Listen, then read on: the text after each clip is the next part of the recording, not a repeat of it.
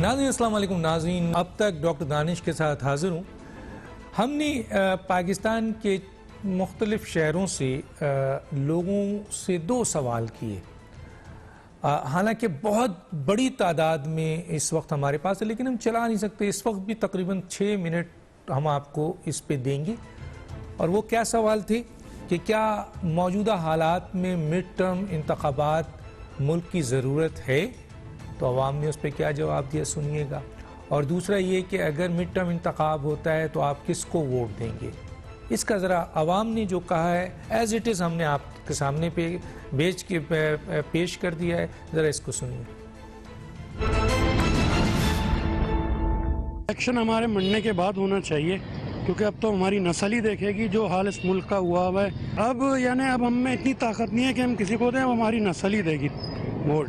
मेरे हिसाब से तो होने चाहिए। वो खान साहब के बिल्कुल समझ में नहीं आ रहा है, जो उसने पहला बोला है, जो अब बोल रहा है, यानी अमली तौर पे ऐसे कुछ नहीं हो रहा है। इलेक्शन होना चाहिए, मुल्क का हालात बहुत ख़राब है, अभी किसी को हमने नहीं दिया वोट। इलेक्शन से पहले मुल्क खत्म हो जाएगा जैसे हालात चल रहे हैं। मेरे ख्याल में तो नहीं होना चाहिए, मेरी नज़र में तो भाई पीटीआई है। इलेक्शन भी होने चाहिए, हालात भी बहुत पतले हैं। हमारे को ये पता नहीं कि हम लोग अपनी जिंदगी कैसे गुजारेंगे। वोट देंगे पीपी को देंगे और किसको देंगे? पहले जिसी का दिया था अच्छा चल रहा था, हालात दिया, अभी किसी को नहीं देना है। नहीं होने चाहिए।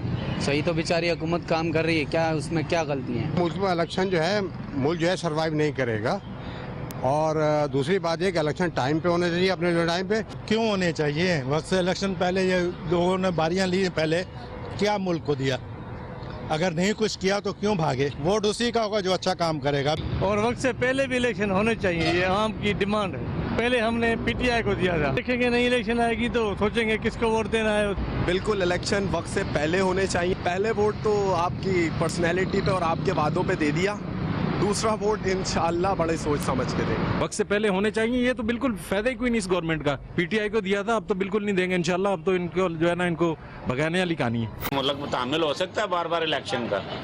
नहीं हो सकता। आगे मुल्क तो वैसे ही खसारे में जा रहा है। मैं किसी को भी नहीं देता भाई वोट। होना चाहिए, और अगर इलेक्शन होंगे तो हम नवाज शरीफ को वोट देंगे। बिल्कुल इलेक्शन होना चाहिए। आपको ये पता है कि महंगाई कितनी है, हर आदमी परेशान है, हम नून लीग को वोट देंगे। बिल्कुल भाईजान होने चाहिए। सबसे पहली बात तो मुल्क में इतनी ज्यादा महंगाई हो गई है, नून लीग को देंगे इंशाल्लाह। आगे भी नून लीग को देते हैं, अभी नून लीग को देंगे। जरूर होने चाहिए। PMLN ही दोबारा नजर आ रही है और मेरा भी वोट दोबारा उसी को ही होगा। मैं कहता हूँ 1 सेकंड की भी इंतजार नहीं करना चाहिए, 110% फौरी होने चाहिए मियां मोहम्मद नवाज शरीफ को। इलेक्शन होना चाहिए शेर नू। इलेक्शन की अभी तो वैसे जरूरत नहीं है। मैं ऑलमोस्ट पीटीआई को वोट दूंगा। अभी वो आया, उसे 5 साल का टेन्योर पूरा करना चाहिए। ये अभी डिसाइड करना बहुत मुश्किल हो रहा है, इस पार्टी को वोट देंगे। मेरे ख्याल में इंतखाबात कबल वक्त बिल्कुल होनी चाहिए। वोट तो मैं किसी को भी नहीं दूंगा। वक्त से पहले इलेक्शन तो इस वजह से होना चाहिए कि महंगाई हद से बाहर हो चुकी है। मेरा तो इरादा ही नहीं है कि किसी को वोट ही। बिल्कुल होना चाहिए। अगर मैं बताऊं तो हमारा JUI पार्टी है। इलेक्शन होने चाहिए जल्दी। वोट तो मेरे हिसाब से किसी को भी नहीं देना चाहिए। हमने तो इमरान खान साहब को तो मौका दिया था। पहले इंतखाबात इंशाल्लाह हम देखेंगे। कि नया इलेक्शन मुल्क के ऊपर बोझ है, खान को देखना चाहिए, इंशाल्लाह वो कुछ काम करके दिखाएगा। भाई इस हुकूमत से जान छुड़वानी चाहिए। इलेक्शन दोबारा होने चाहिए। इस दौर में तो बहुत महंगाई हो गई है। वक्त से पहले होने चाहिए। इलेक्शन लाजमी होना चाहिए। मुल्क बर्बाद हो रहा है, इसको बताना चाहिए। नवाज शरीफ बहुत बेहतर था और वही हमारा असल लीडर है। मुझे लगता है कि इलेक्शन होने का वक्त आ गया और अगर इलेक्शन दोबारा होते हैं तो ऑब्वियसली मैं नून लीग को वोट दूंगी। इलेक्शन हो जाए, ये घर चले जाएं, पूरी आवाम यही कहती है, मैं अकेला क्या कहता हूँ। मुझे नहीं लगता कि अभी इलेक्शन का मौसम बन गया, क्योंकि जो गवर्नमेंट अभी है उनको और टाइम देना चाहिए। मैं PTI को ही वोट दूंगी। सर इस वक्त हुकूमत को ना चला जाना चाहिए, मैं ये कहता हूँ। इलेक्शन 2 माह के अंदर करा देना चाहिए। जो वोटर समझता है कि भाई ये बंदा इस मुल्क के लिए अच्छा है। इस वक्त सूरत हाल बनती हुई इलेक्शन की नजर तो आ रही है, नून लीग को वोट दूंगी। जी, मौजूदा सूरत हाल के मुताबिक इलेक्शन का माहौल तो सामने नजर आ रहा है। कोई जमात इस वक्त वोट जो है इसका मुतकाज़ी नहीं। मेरा नहीं ख्याल कि ये इलेक्शन के लिए माहौल बना है। PTI को वोट देंगे। कोई इंतखाबात नहीं हो रहे, 5 साल हुकूमत पूरी होगी। और तो इमरान खान को कल भी वोट दिया था और आज भी देंगे। आगे इलेक्शन मेरे ख्याल में नहीं होंगे, अगर हो भी जाते हैं तो PTI दोबारा आएगी। आने 2.5 साल इनको अभी मजीद पूरा तो करना चाहिए, और अगर नहीं परफॉर्म करता तो ठीक है, फिर किसी और को देख लेंगे हम। गुजरे हुए 2.5 साल है वो तो इंतहाई मायूस कुन चांस अब किसी और को मिलना चाहिए। कि मुझे लगता है कि 5 साल हुकूमत पूरे करेगी, जब इलेक्शंस होंगे तो पीटीआई वोट जीतेगी। बिल्कुल इन्हें होनी चाहिए, इन्हें चांस मिलना चाहिए, खान साहब को चांस देना चाहिए। सर मैं कह रहा हूँ खुदा उसका लाने वालों को भी खाना खराब और खुदा करे इसका भी खाना खराब हो जाए। तो यही चाह रहे हैं अभी नया इलेक्शन हो, या तो जमीयत को सपोर्ट करेंगे या नून लीग को सपोर्ट करेंगे इंशाल्लाह। बिल्कुल नहीं होने चाहिए, मैं इमरान खान को वोट दूंगा। इंतखाबात तो बिल्कुल होने चाहिए, उस वक्त तक मैं वोट नहीं करूंगा जब तक वोट का तकद्दुस बहाल नहीं होता। बिल्कुल होना चाहिए, मेरा नहीं बल्कि पूरे पाकिस्तानी जितने भी करप्शन मिलवार नहीं, वो सारे पाकिस्तानियों का यही डिमांड होगा कि वो जल्द से जल्द इंतखाबात कराए। मैंने जिसको पहले वोट दिया था उसी की वोट दूंगा इंशाल्लाह। तो इलेक्शन तो मैं समझता हूँ अभी से दोबारा किया जाए, बड़ा पीपी को दिया था। कबल वक्त इंतखाबात होने चाहिए, वोट हम मियां नवाज शरीफ को देंगे। जैसे पेशावर के अंदर हम रोज देख रहे हैं वफाकी वज़रा को लोग जो है मुर्दाबाद कह रहे, गो फलाना गो, गो फलाना गो। रखता हूँ जमात इस्लामी से, मैं तो कोई दे दे वोट या ना दे दे कोई टाइम, शायद अगर मेरा अकेला भी वोट हो तो मैं तो उसी को दूंगा। बिल्कुल नए इंतखाबात होने चाहिए। मौलाना फजल रहमान साहब हैं, अभी इंशाल्लाह हम उसे सपोर्ट करेंगे। हुकूमत सर जी ਕਿਸੇ ਕੰਮ ਦੀ ਨਹੀਂ ਆਈ। ਤੁਹਾਡੇ ਖਿਆਲ ਨਾਲ ਇਲੈਕਸ਼ਨ ਹੋ ਜਾਣੇ ਚਾਹੀਦੇ? ਮੇਰੇ ਖਿਆਲ ਨਾਲ ਇਹਨਾਂ ਨੂੰ ਸਭ ਤੋਂ ਪਹਿਲੇ ਇਹਨਾਂ ਨੂੰ ਫਾਂਸੀ ਦੇਣੀ ਚਾਹੀਦੀ ਹੈ ਹਕੂਮਤ ਵਾਲਿਆਂ ਨੂੰ। ਮੋਟੋਰੀਆ ਤੁਸੀਂ ਵੋਟ ਕਿਹਨੂੰ ਪਾਉਣਾ ਚਾਹੋਗੇ? ਅਸੀਂ ਤਾਂ ਵੈਸੇ ਸੋਚਦੇ ਹਾਂ ਕਿਸੇ ਨੂੰ ਨਾ ਪਾਈਏ। जी बिल्कुल इलेक्शन हो जाने चाहिए, मियां नवाज शरीफ को वोट दिया था, अब भी इंशाल्लाह उनको ही वोट देंगे। इलेक्शन होने चाहिए, जब इलेक्शन हो गया हम नून लीग को ही वोट देंगे, हम नून लीग ही हैं और नून लीग को ही वोट देंगे। इलेक्शन दोबारा होने चाहिए, नवाज शरीफ को आना चाहिए। मैं कहता हूँ अभी टूटनी चाहिए, किसी को वोट नहीं देंगे हम। हुकूमत टूट जानी चाहिए, हुकूमत आनी नहीं थी चाहिए। इसे फर्स्ट टाइम चांस दिया, तरले डाल डाल के आ ही गया। मैं तो नून लीग को सपोर्ट करूंगा। हम इस गवर्नमेंट से बिल्कुल मुतमिन नहीं है और गवर्नमेंट चेंज होनी चाहिए। जो तब्दीली का नारा लगाया था वो तब्दीली का नारा लोगों की तब्दीली है। हम नून लीग को सपोर्ट करेंगे, मियां नवाज शरीफ को सपोर्ट करेंगे। अल्हम्दुलिल्लाह माशाल्लाह बड़ी अच्छी गवर्नमेंट जा रही है उसकी, और अगले भी 5 साल देने चाहिए उसको। हुकूमत होती है अवाम के फायदे के लिए, अगर अवाम का नुकसान हो तो फिर तो हुकूमत ज़ाहिर बात है गिरनी चाहिए। हुकूमत जो बेहतरीन होगा उसको इंतखाब करेंगे, उसका इंतखाब करना भी चाहिए। इंशाल्लाह सर इलेक्शन हो जाना चाहिए। कौन सा इलेक्शन हुआ कब है? पाकिस्तान में कोई इलेक्शन नहीं हुआ, सिलेक्शन हुई। पाकिस्तान में कोई इलेक्शन नहीं हुआ, सिलेक्शन हुई, सिलेक्शन हुई। जी नाज़रीन, ये 6 मिनट का शॉर्ट था। जाहिर है हम ज़्यादा देर नहीं चला सकते हैं, लेकिन इसमें भी आप देख लीजिए और हमारे पास जो मवाद है उसमें भी अगर आप परसेंटेज लगाएं कि क्या इलेक्शन मिड टर्म होना चाहिए, तो 80 और 20 का रेशो है। 80% लोग कह रहे हैं कि फौरी इंतखाब कराया जाए और 20% कहते हैं कि इन्हें मौका दिया जाए। एक छोटा सा ब्रेक, फिर वापस आते हैं।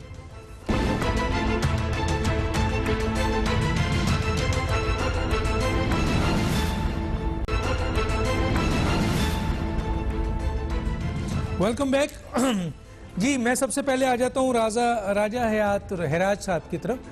सर मैंने ये एक मुख्तलिफ शहरों से राय ली थी, वो आपके सामने बड़े इंसाफ से पेश कर दी, और मज़ीद मवाद कोई देखना चाहे तो आके सुन ले।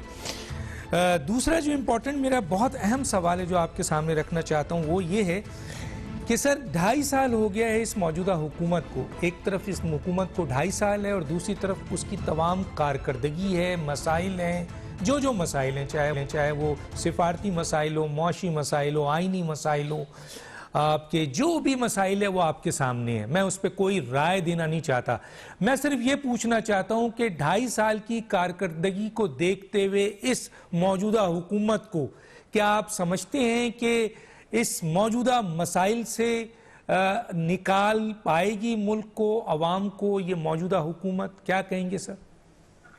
डॉक्टर साहब अस्सलाम वालेकुम। सबसे पहले डॉक्टर साहब बड़े मुश्किल सवाल हैं और इसका जवाब आपको खुद ही मेरे से बेहतर अंदाजा है। डॉक्टर साहब ये हुकूमत इस मुल्क को डिलीवर कहाँ से कर पाएगी? ये खुद इनके पास कैपेसिटी है? ये तो एक बंच ऑफ इनकॉम्पिटेंट लोग हैं जो इकट्ठे हो गए मुल्क के सौदाबाजी के लिए, मुल्क की खरीदो फरोख्त के लिए। आधे तो इनके वो लोग हैं जो कि फर्स्ट अवेलेबल फ्लाइट पे any country of the world वो किसी भी मुल्क में भागने को तैयार होंगे। और ये गिलगित बल्तिस्तान के जो भी रिसेंट इलेक्शन हुए ये हम सब लोगों के लिए एक आई ओपनर है।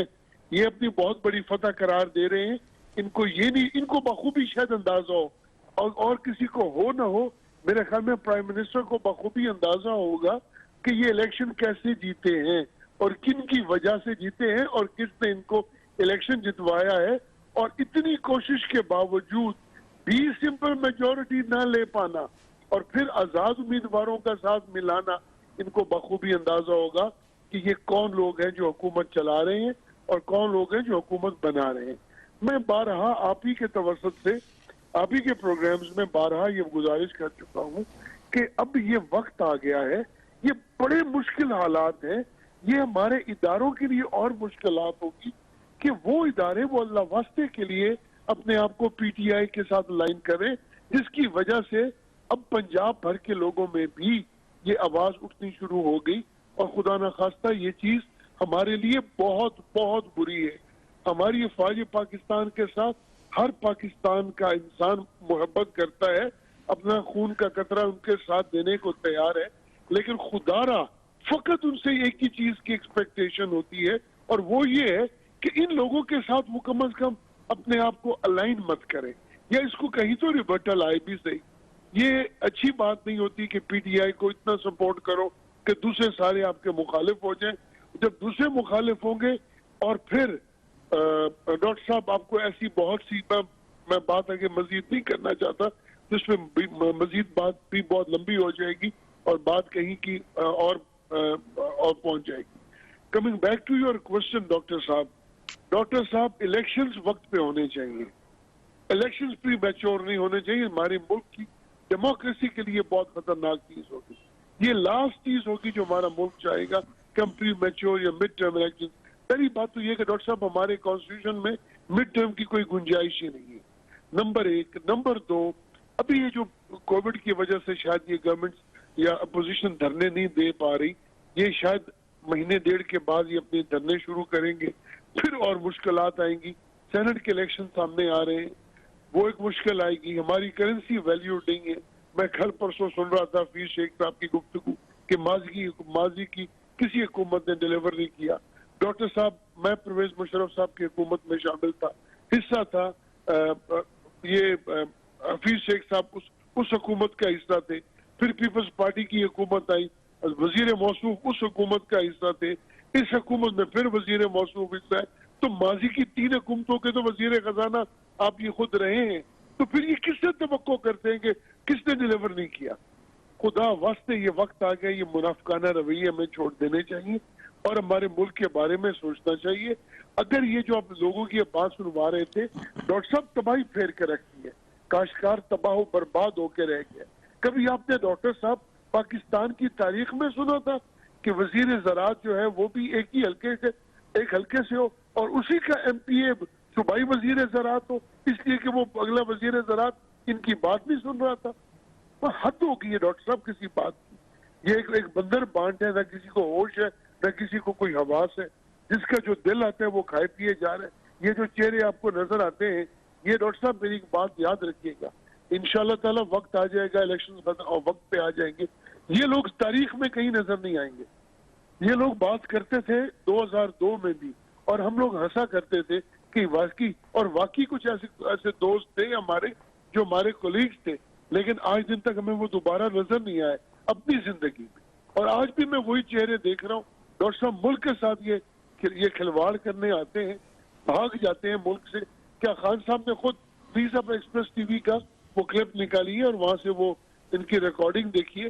क्या खान साहब ने खुद नहीं ये कहा था कि ड्यूल नेशनल्स जो है उनको पाकिस्तान की गवर्नमेंट का हिस्सा नहीं होना चाहिए? किसने कहा उनको वोट, उनको उनके पास राइट नहीं होना चाहिए वोट देने का? ठीक है, वो जरूर वोट दें, वो वोट दें, लेकिन डॉक्टर साहब ये जो हमारे मुल्क की हालात हमने कर दी है, ये हमने तबाही और बर्बादी फेर के रखी है। हमारे पास और आप मजीद 2.5 साल कहते हैं। मिड टर्म का कोई कॉन्स्टिट्यूशन नहीं है, लेकिन मिड टर्म होते रहे हैं सर, मिड टर्म होते रहे हैं सर, होते रहे हैं। अगर ये डिलीवर नहीं कर पा रहे हैं और आदम एतमाद आ जाता है या असेंबली तोड़ दी जाती है, तो जाहिर है मिड टर्म तो होंगे ना सर, वो तो कॉन्स्टिट्यूशन का हिस्सा है। आप एक तरफ आप कह रहे हैं मुल्क नहीं चल रहा, दूसरी तरफ आप कह रहे हैं कि इनको पूरा 5 साल दिया जाए। तो जो 2.5 साल, अगर आप ये कहते कि बिल्कुल 2.5 साल में इन्होंने डिलीवर किया है, मजीद इनको 2.5 साल दिया जाए, तो मैं आपकी बात को लेके आगे चलता। मुझे अब मेरी अब अगर आप ये एक मिनट है आपके पास, बिल्कुल एक डॉक्टर साहब अगर ये कहूँ ना कि असेंबली तोड़ दी जाए, तो डॉक्टर साहब वजीर आजम साहब ने असेंबली तोड़ने की असेंबली ऑलरेडी, ये र्यूमर्स है, सदर साहब के पास साइंड पड़ी है। डॉक्टर साहब फिर उसके बाद जो हालात होंगे, फिर जमहूरियत नहीं रहेगी मुल्क में। तो आज जमहूरियत है सर? मुझे सिर्फ इतना बता दीजिए, मैं आपके मुंह से सुनना चाहता हूं कि आज एक जमहूरी मुल्क है और इमरान खान अपने फैसले कर रहे हैं सर? बस इतना जवाब दीजिए, मैं आगे जाऊंगा सर। डॉक्टर साहब इमरान खान को खुद भी पता है कि वो इलेक्टेड नहीं है। बस तो खत्म हो गई ना सर। तो फिर कहां से आप जमहूरी कह रहे हैं? मैं आता हूं जनाब, मैं जफर अली शाह साहब के पास आने से पहले एजाज उल हक साहब की तरफ चला जाता हूं। एजाज उल हक साहब, बिल्कुल सिंपल क्वेश्चन है, आपको इजाजत है आप जो बोलें, लेकिन सर पूरी दुनिया आपको सुन रही है। मेरा सवाल जरूर याद रखें जो मैंने किया है, वो ये है कि 2.5 साल की मौजूदा हुकूमत की कारकर्दगी की बुनियाद पर क्या आप समझते हैं कि ये हुकूमत जिस किस्म के मसाइल इस वक्त आपके सामने हैं, ये हुकूमत मुल्क को और अवाम को उन मसाइल से निकाल पाएगी? डॉक्टर साहब, 2-3 चीजें बड़े गौर करने की हैं। हम फोकस कर रहे हैं कि मिड टर्म इलेक्शन होने चाहिए। मैं समझता हूं कि जब सिस्टम ही फ्लॉड है और आप एक मरी हुई गाय को उठाकर ज़बह करके कह लो भाई अब ये हलाल है, इसको खा लो, तो इस सिस्टम जिस तरह से नकारा हो चुका है और अदारे जिस तरह से तबाही के धाने पर खड़े हुए हैं कि अदालतों के अंदर जजों की पिटाई हो रही है और उसको सोशल मीडिया पे डाला जा रहा है, अभी तक उस पर कोई एक्शन मैंने नहीं देखा कि बाला अदलिया की तरफ से कोई आया हो। आज मेरा इतना दिल दुखा है ये देख कर के एक जज को मार मार के ऊंधा कर दिया अदालत के अंदर, और वो गालियां दे रहा है, कहता है मेरे इसको क्या कहते हैं, उसको जो सर्टिफिकेट होता है प्रैक्टिस करने का, इसको आप कैंसिल कर दें अगर करना है। तो मौजूदा सूरत हाल में आप एक को नहीं 10 को लेकर आ जाएंगे, मामला नहीं चलेंगे जब तक कि आप सिस्टम को सही नहीं करेंगे। और सिस्टम को सही करने के लिए आपने ये देखना है, तो माजी के अंदर कौन सा कोई तीर मारते रहे, यहाँ पे कोई 30 मार खान बैठे हुए थे जिन्होंने बहुत ज्यादा अच्छा कंट्रोल कर लिया था। मौजूदा सूरत हाल में इसमें कोई शक नहीं कि हुकूमत डिलीवर नहीं कर सकी, लेकिन इसमें भी कोई शक नहीं कि मुश्किल हालात भी आए बीच में, कोरोना आया, बिजनेस बंद हुआ, इंटरनेशनल मार्केट्स बंद हो गई, ये सारी चीजें थी। लेकिन ये है कि कारकर्दगी हुकूमत की जो है वो इतनी नाकस रही है कि इकोनॉमी के हवाले से, एक्सपोर्ट्स के हवाले से, फॉरेन पॉलिसी के हवाले से, मुझे अगर कोई कहना इनको 10 में से कितने नंबर दोगे तो मुझे तो मेरे ख्याल में पेन ही उठाने की जरूरत नहीं है, क्योंकि मौजूदा सूरत हाल में देखें आप कि फॉरेन पॉलिसी हमारी देख लें, FATF में हम ग्रे लिस्ट में अभी तक, गुलबशन का केस हम नहीं उठा सके। उसके बाद हमारे जो दोस्त हैं, करीबी दोस्त हैं, आप देख लें आपके उनकी तरफ से क्या पैगामात हमें आ रहे हैं, वीजे कौन हमारे बंद कर रहा है, हमारे वर्कर्स को कौन नहीं जाने दे रहा। कश्मीर सर, ये सारी चीजें सामने, कश्मीर सर, कश्मीर और कश्मीर का तो सबसे बड़ा इशू है ना, ये तो एक मेजर इशू है, ये तो हमारा एक कौमी इशू है। और इस वक्त जो हालात जा रहे हैं ना डॉक्टर साहब, कि आप समझ रहे हैं कि कल को इलेक्शन करा देंगे और कोई और आकर बैठ जाएगा तो वो भी नहीं चला सकेगा। ये मेरी बात आज आप नोट कर लें। आप इस सिस्टम को जब तक ठीक नहीं करेंगे, आप एक चार्टर नहीं बनाएंगे बैठकर, आप ये नहीं देखेंगे कि हमने किस तरह से मुल्क को चलाना है और किस तरह से अकाउंटेबिलिटी करनी है और किस तरह से मामलात को आगे लेके चलना है, जब तक मैं नहीं समझता कि कोई फायदा आप कॉन्स्टिट्यूशन ये वही है जिस तरह मैंने पहले कहा। सर आप कॉन्स्टिट्यूशन पे क्यों नहीं चलते हैं सर? आप क्यों नहीं चलते हैं? कॉन्स्टिट्यूशन पे तो चल रहे हैं। कौन चल रहा है सर, बताए ना कौन चल रहा है, कौन चल रहा है? 280 आइन का आर्टिकल है। मैं अभी आपके सामने 100 से ज्यादा आर्टिकल बता सकता हूं जिसकी बुनियाद पर आप जो हैं अपने कॉन्स्टिट्यूशन की वायलेशन कर रहे हैं। सर खुदा के लिए सर, कौन कौन कर रहा है सर? क्या जवाब आप बोल सकेंगे? आप इस नेशनल टीवी पे बता सकेंगे कि कॉन्स्टिट्यूशन का मजाक कौन कौन लोग उड़ा रहे हैं? डॉक्टर साहब, सबसे पहले तो ये तो जफर अली शाह साहब बेहतर बताएंगे, कॉन्स्टिट्यूशन के एक्सपर्ट बैठे हुए हैं। मैं तो ये कहूंगा कि जब हमारे साथ अदारे, आप यही कहना चाह रहे हैं ना कि अदारे जो है वो कॉन्स्टिट्यूशन, नहीं मैं ये कह रहा हूं कि इस मुल्क में कॉन्स्टिट्यूशन पे कौन चल रहा है? इदारे, तमाम इदारे, चाहे वो जुडिशरी हो, वो इस्टेब्लिशमेंट हो, वो आपके नैब हो, वो आपके FIA हो, वो पार्लियामेंट हो, वो सियासतदान हो, वो और दूसरे इदारों, कौन चल रहा है सर कॉन्स्टिट्यूशन पे? तो फिर इलेक्शन करा कर आप मुझे बताएंगे आप फिर इन इदारों को कैसे चलाएंगे? मैंने तो नहीं कहा इलेक्शन, मैं तो आवाम की राय ला रहा हूं। आप सिस्टम की बात कर रहे थे ना। अवाम बेचारी, डॉक्टर साहब, अवाम बेचारी भूखी मर रही है, अवाम को 3 टाइम की रोटी खाने को नहीं मिल रही, बच्चों को स्कूल नहीं भेज सक रहे, गैस बंद हुई भी है। आप मेरे घर में भी आकर देख लें, अभी इस वक्त गैस बंद है। जफर अली शाह साहब को देख लें, कंबल लेकर बैठे हुए। तो जब ये हालात हो जाएंगे, LNG की इंपोर्ट हो रही है 18 रुपए पे, आप देख लें, जो कि 13 रुपए पे मुआहदा साइन हुआ था, LNG की इंपोर्ट हो रही है 18 रुपए पे। तो ये मामलात को कौन देखेगा? कौन है जो चेक्स एंड बैलेंसेस लेकर आएगा? कौन है जो सही तरीके से अकाउंटेबिलिटी करवाएगा? हम तो यही कहते हैं जी कि अदारे जो है क्या सर, क्या एक सवाल करके आगे जाऊंगा, बड़ी अच्छी बातें की आपने, एक सवाल करके आगे जाऊंगा जफर अली शाह के साथ। क्या हक के हुक्मरानी उसका हक नहीं है सर जिसको अवाम वोट दें? बिल्कुल उसका हक है, मैं इसमें कोई शक वाली बात नहीं है। गिलगित बल्तिस्तान में भी लोगों ने अपनी पसंद के मुताबिक वोट डाला और हुकूमत को मेजोरिटी नहीं मिल सकी। और 2018 का इलेक्शन भी आप समझ रहे हैं, 2018 का इलेक्शन भी फेयर था। मैं तो कह रहा हूँ 1997 का इलेक्शन भी फेयर नहीं था, 93 का भी तो इलेक्शन फेयर नहीं था, 90 का इलेक्शन भी फेयर नहीं था। वो बड़ी अच्छी बात की आपने, वो बहुत अच्छी बात की। इसका मतलब है कि इसका मतलब है सिस्टम किसके कंट्रोल में है? इजाजुल हक साहब, मैं आगे बात करूंगा, मैं जफर अली शाह साहब की तरफ जा रहा हूँ। जफर अली शाह साहब, कॉन्स्टिट्यूशन पे तो बाद में आऊंगा, कितनी वायलेशन हो रही है, कौन कौन कर रहा है, आप तो सच बोलने वाले आदमी हैं। सर ये बताइए, 2.5 साल की कौन सी ऐसी कारकर्दगी है इस हुकूमत की? कौन सी ओपन चैलेंज है कि कौन सी ऐसी कारकर्दगी है जिसके बुनियाद पर यह हुकूमत मजीद, अब मैं ये बात करूंगा तो लोग कहेंगे बायस है। नहीं, बायस नहीं है, मैं पूछ रहा हूं, मुझे बताओ। मैं 6 महीने से चीख रहा हूं, PTI का कोई भी आदमी आता है कि बताओ तुम्हारी कारकर्दगी क्या है, बताओ कारकर्दगी क्या है, मैं उसको फिर आगे लेके चलूंगा, पूरी दुनिया में इश्तहार बांटूंगा। लेकिन सर अगर 2.5 साल में यह कारकर्दगी है तो क्या मुल्क को मौजूदा मसाइल से यह हुकूमत निकाल पाएगी? क्या कहते हैं जफर अली शाह साहब? डॉक्टर साहब बहुत मेहरबानी। बिल्कुल आपका राइट है और पाकिस्तान का हर शहरी का राइट है ये कि वो ये पूछे कि 2.5 साल की कारकर्दगी क्या है। इसी तरह मेरा भी ये राइट है बतौर एक वोटर के कि ये 2.5 साल की कारकर्दगी बताने से पहले मैं ये पता कर लगाऊं कि पिछले 70 साल की कारकर्दगी जो है, जो ताकतें है जी।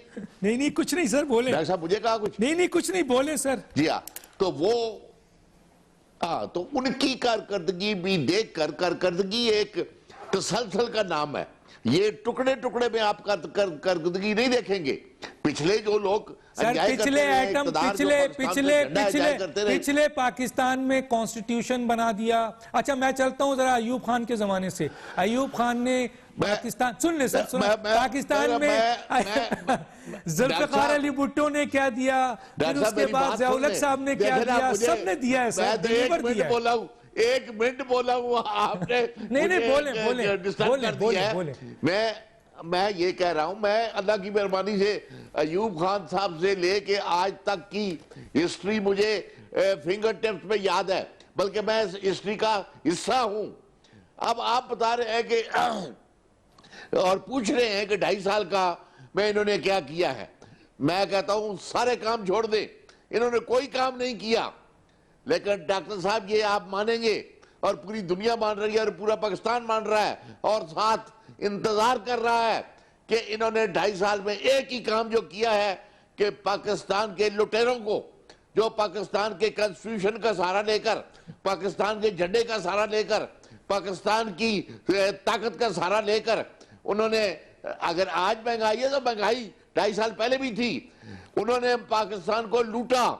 आज तक कोई इक़्तिदार मैंने नहीं देखा जिसने पाकिस्तान के उन चोरों को, सर यहाँ बोलने दे, आप वकील हैं सर, आप वकील हैं, मुझे एक चीज बोले सर, 2.5 साल में आपने कोई एक केस पकड़ा है? मैं आपको बताऊंगा कि 2.5 साल में क्या हुआ है। हाँ बताएं सर, कोई एक केस पकड़ा सर आपने? तो 2.5 साल में क्या हुआ है सर एक डाकू पकड़ा आपने, एक चोर पकड़ा, एक डाकू पकड़ा। कानून ये कहता है कि जब तक आपने हाँ जी, कानून ये कहता है, कानून ये कहता है सर, कानून, आप तो उस्ताद हैं, मैं तो सीख रहा हूं सर। कानून ये, आप सुप्रीम कोर्ट के वकीलों के वकील हैं। मैं आपसे एक सवाल करता हूं सर कि क्या किसी पे इल्जाम लगाना और मुजरिम होना, उनमें फर्क है या नहीं है? ये आप, अच्छा ये सिर्फ इल्जाम वाले आपको नजर है। अब आप, मेरा जवाब जो है वो सवाल नमा होगा।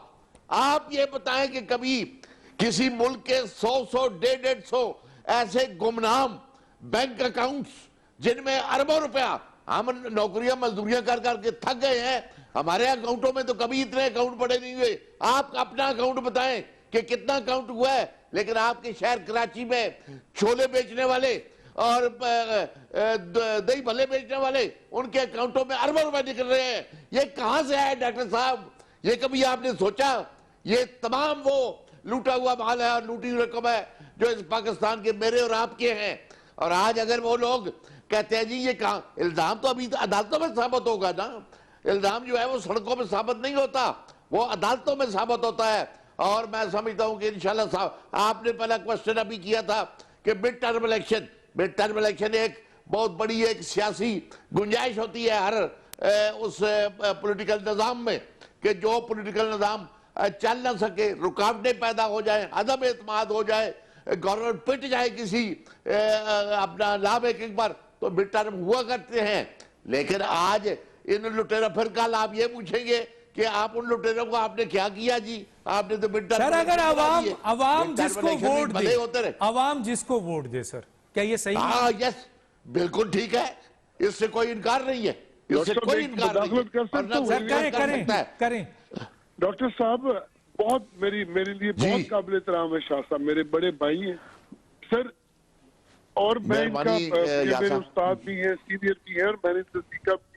ये एग्जैक्टली इन्हीं के अल्फाज। इमरान खान खड़ो के इल्जाम लगाता है फलां चोर है, फलां चोर है।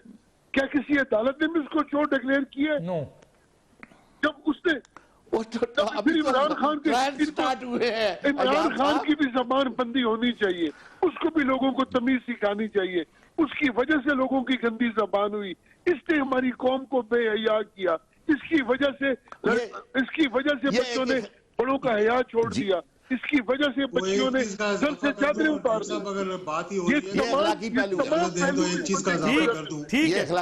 ठीक है। मैं ब्रेक पे जा रहा है, मुझे ब्रेक पे कहा जा रहा है, टाइम कम हो गया, माफी चाहता हूँ, क्रॉस भी किया है। छोटा सा एक ब्रेक नाज़रीन, फिर वापस आते हैं।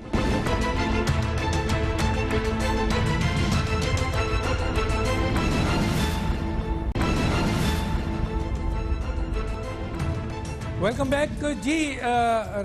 रजा हयात हिराज साहब, क्योंकि टाइम कम हो गया, 3-3 मिनट मेरे पास है, आपको मैं देता हूं सिर्फ ये सवाल, आप जो बोलना चाहें। एक सवाल रख देता हूं, क्या कल का पाकिस्तान, बिल्कुल कल के हालात भी बहुत ख़राब थे और आज के भी हैं, तो क्या कल का पाकिस्तान ज़्यादा, एक आम आदमी के लिए कल का पाकिस्तान ज़्यादा अच्छा था या आज का?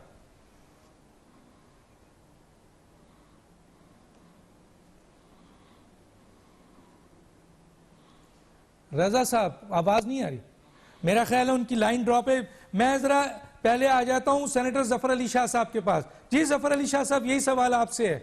जी डॉक्टर साहब, कि कल का पाकिस्तान, मैंने आपका सवाल सुन लिया है जी, मैंने सुन लिया है, मैंने आपका सवाल सुन लिया है डॉक्टर साहब। मैं अल्लाह को हाजिर नाजर जानकर कहता हूं और दयानतदारी से कहता हूं, मैं कोई किसी का ना नौकर हूं, ना गुलाम हूं, ना कोई, मैं एक इंडिपेंडेंट शहरी हूं और डेमोक्रेट हूं। मैं अलफद कहता हूं कि आज का पाकिस्तान कल गुजरे हुए 70 साल के पाकिस्तान से 1000 टाइम बेटर है। मसलन, ये मैं ईमानदारी से बात कर रहा हूं। मसलन यस, बिल्कुल ईमानदारी से। मसलन जी, मसलन सर, मसलन मैं, आपके पास टाइम बड़ा थोड़ा है। नहीं बता दें सर, मैं आपको पूरा टाइम दूंगा। आप मुझे पूरे टाइम में एक चीज बता दें, मैं इन दोनों का टाइम भी आपको दूंगा कि आज के पाकिस्तान में माशी लिहाज से, सिफारती लिहाज से, आईनी और कानूनी लिहाज से और सियासी लिहाज से और गवर्नेंस के लिहाज से कौन सी चीज बेहतर है सर? कौन सी चीज? मैं पूरा टाइम आपको दूंगा। समझ गया मैं, समझ गया मैं। डॉक्टर साहब, जब मैंने ये अल्लाह को नजर जानकर कही है बात और दयानतदारी से कही है कि आज का पाकिस्तान 1000 टाइम बेटर है कल के गुजरे हुए, क्योंकि आज पाकिस्तान की जो सॉवरेंटी है, जो पाकिस्तान का आज इक़्तिदार आला है, आज जो पाकिस्तान का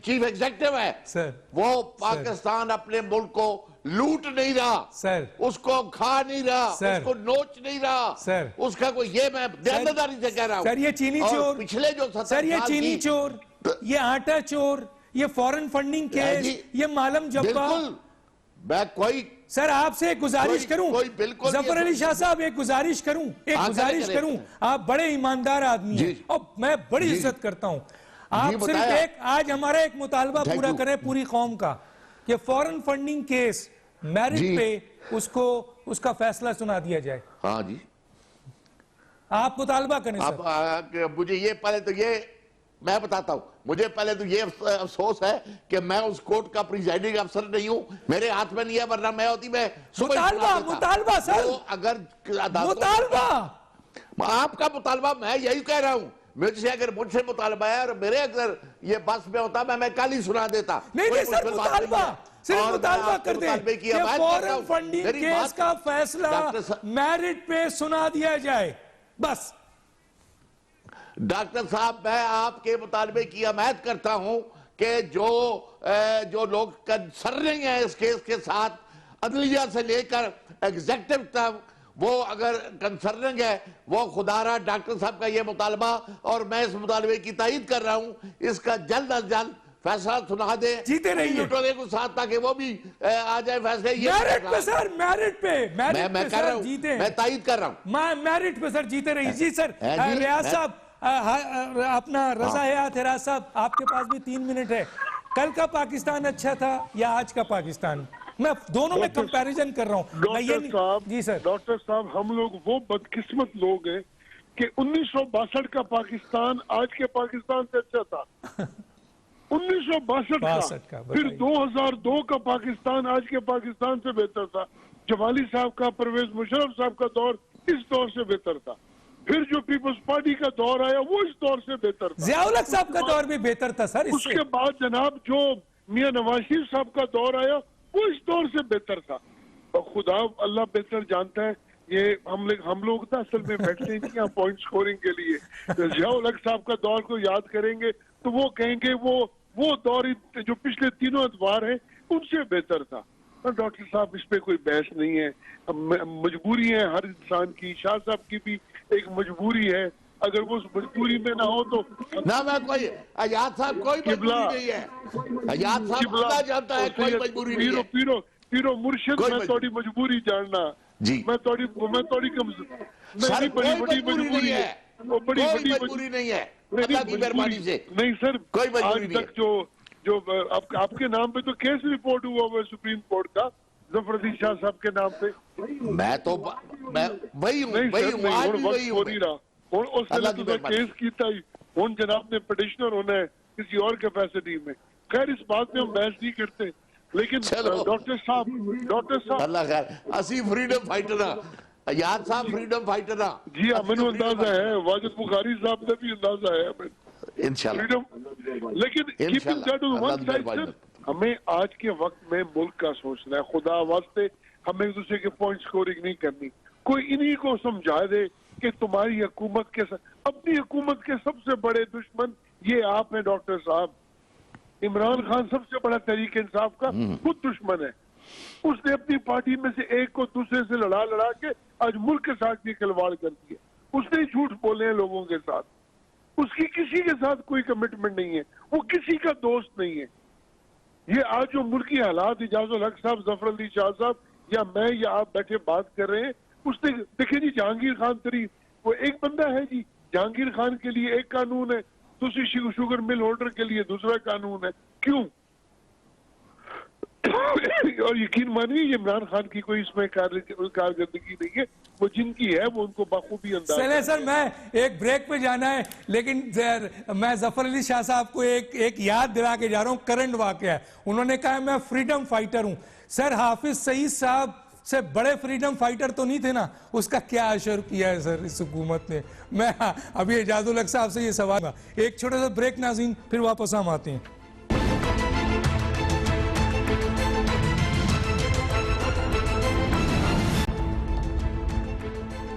वेलकम बैक सर। आपके पास 4-5 मिनट है। 2 सवाल है सर। एक तो ये कि कल का पाकिस्तान अच्छा था या आज का पाकिस्तान अच्छा है, ये ज़रूर बताइए हमें।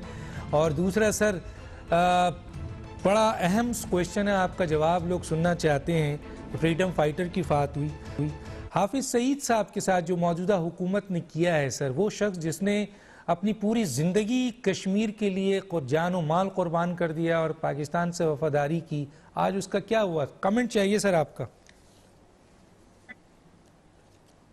जी डॉक्टर साहब, पहले तो मैं एक वजाहत कर दूं इंफॉर्मेशन के लिए कि अभी जफर अली शाह साहब ने बात की थी कि ये जो अकाउंट थे नाई का, मोची का, फलूदे का, हुकूमत पाकिस्तान यानी कि नैब इस वक्त तक 11 अरब से ज्यादा रुपए जो है इन फलूदा अकाउंटों से रिकवर कर चुकी है और वो हुकूमत की ट्रेजरी में आ गए। ये तो पहली बात मैं आपको बता दूं।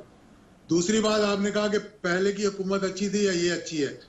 पहले की हुकूमत जो है वो घर के बच्चे चला रहे थे, मौजूदा हुकूमत जो है वो बाहर के बच्चे चला रहे हैं।